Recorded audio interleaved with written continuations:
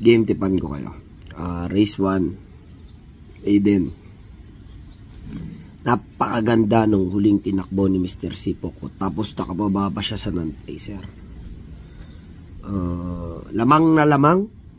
Kung malakas ang loob nyo, kung nagme-menus kayo sa kapital, o gusto nyo marami kayong tamaan, pwede nyo siya suluhin. Ngayon, kung matatalo, ha? Lagay natin sa matatalo.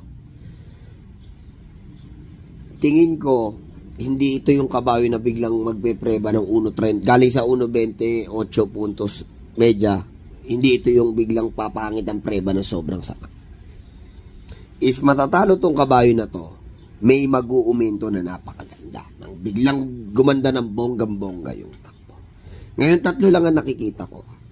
Numero 2, Harana. Pwede yan kasi 3 talo sa placer yan. Then ngayon pa lang siguro baka pwedeng hindi pa natetesting. Pwede rin na-testing na yan. Then, Amaria yan tingin ko masisigundol Yamado.